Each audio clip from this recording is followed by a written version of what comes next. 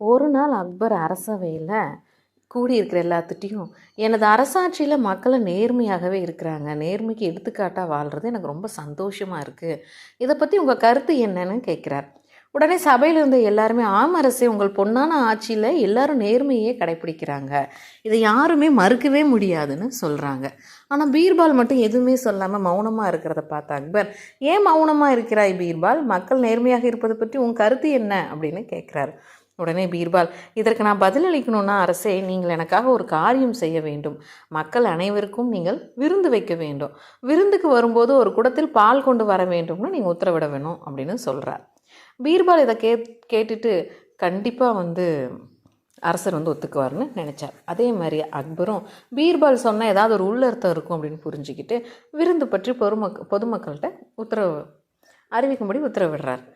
தண்டோர போட்டபடியே அனைத்து வீதிகளுக்கும் சென்ற அரசவை அறிவிப்பாளர், நமது பேரரசர் அனைவருக்கும் விருந்து வைக்கிறார், விருந்துக்கு வருவோர் கண்டிப்பாக ஒரு குடத்தில் பால் கொண்டு வர வேண்டும், அது இறைவனுக்கு அபிஷேகம் செய்யப்படும், இது அரசு உத்தரவு என்று உரத்த குரலில் அறிவித்தார். இதை கேட்டு குழப்பமற்ற மக்களில் பலர், அரசர் விருந்தளிப்பது மிகுந்த மகிழ்ச்சிக்குரிய விஷயம்தான், ஆனால் குடத்தில் எதற்காக பால் கொண்டு செல்ல வேண்டும் என்று ஒருவரை ஒருவர் கேட்டுக்கொண்டனர். அங்கிருந்த பெண்கள், சரி ஒரு குடம் பால் தானே, கொண்டு போய் என்ன நடக்கிறது என்று பார்ப்போம் என்று குழப்பத்துடன் கூறிவிட்டு அங்கிருந்து நகர்ந்தனர். அரசர் அறிவித்த விருந்து நடைபெறும் நாள் வந்தது. அக்பர், பீர்பால் உள்பட அரசவில் முக்கிய பதவிகள் இருக்கிற அனைவருமே கூடியிருந்தார்கள். பீர்பால் ஏற்பாட்டின்படி திடலின் பிரதான சாசலில் மிகப்பெரிய பாத்திரம் மூடி போட்டு வைக்கப்பட்டிருந்தது. மூடியில் பெரிய ஓட்டை போடப்பட்டிருந்தது.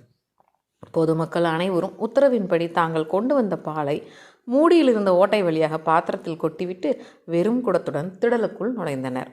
இதை பார்த்து கொண்டிருந்த அக்பர், நீ சொன்னபடி செய்தாகிவிட்டது பீர்பால், இவ்வளவு பாலையும் என்ன செய்ய போகிறோம் என்று கேட்டார். உடனே பீர்பால் காவலர்களை பார்த்து, பாத்திரத்தை மன்னருக்கு அருகில் கொண்டு வந்து வையுங்கள் என்று உத்தரவிட்டார். பாத்திரம் அருகில் கொண்டு வரப்பட்டதும் அதன் மூடி அகற்றச் சொன்னார் பீர்பால். மூடி அகற்றப்பட்டதும் பாத்திரத்தை பார்த்தார் மன்னர்.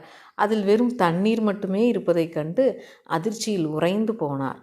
பீர்பால், என்ன இது, பால் இருக்க வேண்டிய பாத்திரத்தில் வெறும் தண்ணி மட்டும்தான் இருக்குன்னு அதிர்ச்சி மாறாமலேயே கேட்கிறார்.